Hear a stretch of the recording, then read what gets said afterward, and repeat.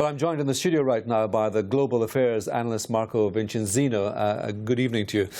The future of Greece within the Eurozone, still very much in doubt tonight. It's still up in the air. I mean, right now, as of today, the day after the referendum, the game of brinksmanship resumes. But it resumes in a way that there's a much narrower window of opportunity. The environment is far more hostile.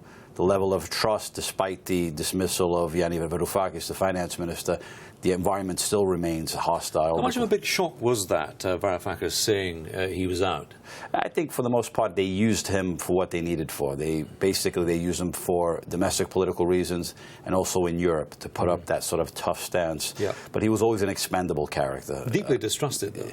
Deeply distrusted. That's why his removal today. But even with that removal, I think a lot of damage has already been done. So even if a third bailout is reached this week, or even if some sort of deal is done, still that level of distrust will carry into the future, and that will impact any sort of talks in not only just the foreseeable future, but I'd say at least for the midterm also. Looking at the situation today, looking at what Tsipras has been up to, his ploy in a way. First of all, he contacted François Hollande, thinking that he might have the key to unlock some of the creditors' money again. But of course, Angela Merkel is the obstacle. Yeah, but he also called Vladimir Putin. He's trying to. Of course. Yeah, so he's basically he's in a festive mode right now. He feels like he's in a position of strength, that he's imbued with a popular mandate, that he has the leverage necessary to go back to Europe. But at the end of the day, it's Europe that has the money. Yeah. He can threaten to bring down the whole house, to burn down the house, to burn down the European project.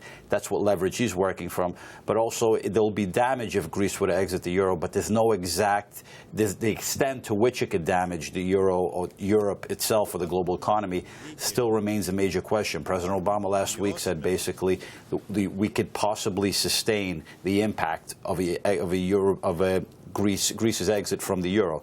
And last week, the markets weren't really particularly impacted heavily.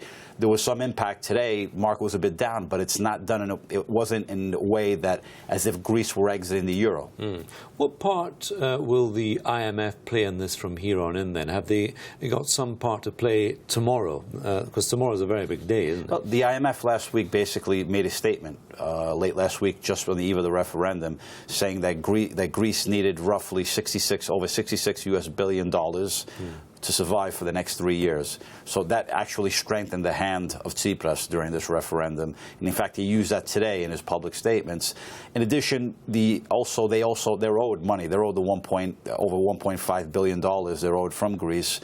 And they've made it clear that they have a 30-day discretion. Christine Lagarde has 30-day discretion to declare them in default. If she declares them in default, that obviously shuts Greece out from all the international capital markets. It blackballs them, and it puts them on a more rapid course towards Grexit. Could one way out of this, or at least some temporary solution, be getting Greece to remove itself in a temporary way from the Eurozone? What would that say to Spain, for instance? I know that argument, but could this happen? That was a statement made right after the referendum by the German finance minister, Wolfgang Schäuble. He was talking about this temporary exit. What exactly he meant is confounded analysts worldwide. Right. Because the fact is that how can you have it? The euro was designed to go in and not to go out. So he's talking about a way to go out for a bit and then come back in. So I think it was more a way for him, in light of just knowing the results from the Greek referendum, it was a way he was trying to play a game of words to try to pacify the situation.